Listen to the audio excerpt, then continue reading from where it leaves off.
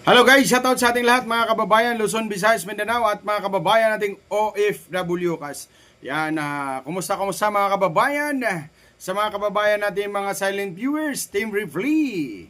Ayan, shoutout sa inyo mga kababayan. At ito na nga mga kababayan, ang kapunan ay nakapunan talaga mga kababayan dahil nga ang kanyang pasabog di umano ay napakabigis daw. Pero walang nangyari mga kababayan. Eto, panoorin natin to mga kababayan. Antindi nito mga kababayan ha. Panoorin natin to. Etong witness mga kababayan. Dahil nga ay nagsasalita mga kababayan na hindi naman pala tama ang ginagawa nila mga kababayan. Nako! Eto, pakinggan natin to mga kababayan no. Na-mention mo ang intelligence at confidential funds. For our understanding, para maintindihan namin ngayon, ano ang intelligence funds at ano ang confidential funds? Ang intelligence funds po under the Joint Circular 2015-01 ay yung lump sum appropriation po na provided in the budget of the agency concerned with respect to their intelligence operations. Well, Ano naman ang confidential funds? ang confidential fund po based on the Joint Circular 2015-01 ay yung lump sum appropriation po ng concerned agency para sa kanilang confidential expenses. At you earlier said... Yan. So, mga kababayan, no? Supalpal dito si Kapunan mga kababayan sa witness, no? Ang tagal-tagal na ng Mirigris Piatos na ito, hanggang ngayon, hindi pa rin pala sila determinado mga kababayan. Ano ba talaga ito mga kababayan, no? Talagang masasabi natin na wala pala talaga ito. Kita mo, nagtatanong pa si Kapunan at supalpal ito mga kababayan. Nako naman talaga, oh. Wala pala itong binatbat. So ano masasabi nyo dito mga kababayan, no? Wala pala ito mga kababayan na ito mga pinagsasabi. Okay? Ang tagal na. 3 years ago na yata mga kababayan, ang Mary Grace Piatos. Anong masasabi nyo ngayon?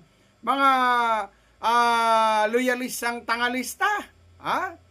Ano, may masasabi pa ba kayo sa mga Mirigris Piatos na yan? Nako, masasabi natin, yan ang sinasabi natin na walang kahinatnan talaga mga kababayan. Okay. Maliwanag tayo mga kababayan. Okay? So dito naman tayo mga kababayan sa etong banat ngayon ng mga tulpo, mga kababayan. Aba, naiinggit mga kababayan ang mga tulpo dito kay Senator Alan Peter Cayetano. No? Bakit naiinggit ito mga kababayan? Ito mga tulponatics mga kababayan. Panoorin natin ang banat ngayon ni Senator Alan Cayetano mga kababayan. Parunin natin to mga kababayan para alam natin kung anong sinasabi ni Senator Alan Peter Cayetano at bakit talagang di umuubra dito ang mga tulponatics. Ano bang meron? Meron ba silang tinatago? Meron ba silang barang iniiwasan na rin ng mga tao mga kababayan? Na mga kababayan nating nagmamasid mga kababayan. Okay, panoorin natin mga kababayan. At kayong galit na galit pag nagpe-Facebook ako. Ang hilig nyo rin mag-Facebook. So sasabihin nyo, hindi, kasi mas maraming nanonood kay Alan Cayetano kasi nagsasabi ako ng totoo. Hindi naman parating mas maraming nanonood sa akin. Bakit last year ba? Mas maraming nanonood kayo. Rafi at Erwin Tulfo. Problema, nabuko kayo. Yan. Mga kababayan, no? O, di ba? Naiinggit sila ngayon kung bakit napakadaming supporter ngayon si Senator Alan Peter Cayetano. Tama naman mga kababayan na matagal na silang namamayagpag, matagal na nilang ginagamit ang social media. Itong magkapatid na ito. Kumbaga sa napakinabangan na ng magkapatid ang social media. Pero bakit ano nangyari? Biglang tumamlay? Bakit tumamlay mga kababayan? Kasi nalalaman na ng taong bayan na meron silang itinatago mga kababayan. Meron silang itinatago, meron silang pinagtatakpan mga kababayan. Okay? Siguro, hindi naman siguro tayong lahat mga kababayan, hindi naman siguro tayo bulag.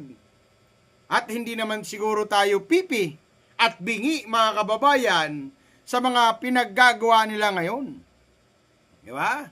O sabi nga ni Senator Alan Pinter Cayetano, siyempre, naglabas siya ng katotohanan. Kaya, ang mga supporter na mga Tolponatics, mga kababayan, abay lumipat na kaya Senator Alan Peter Cayetano dahil ang gusto ng mga kababayan natin, ng taong bayan, ay yung totoo. Nagsasabi ng totoo at nagserbisyo ng totoo, hindi puro haka-haka lamang mga kababayan. So ano masasabi nyo dito mga kababayan? So alam nyo na mga kababayan, kung sino ang tapat sa bayan at sino ang naglilingkod sa bayan mga kababayan. Okay? Thank you so much sa inyong lahat mga kababayan. Sa mga Team Ripley, silent viewers, at mga kababayan natin saan man kayo lupalop ng mundo. Thank you so much sa inyong lahat. Ang inyong lingkod, Kuya Marley Pitts. I love you all guys. Peace bomb mga kababayan. Babus!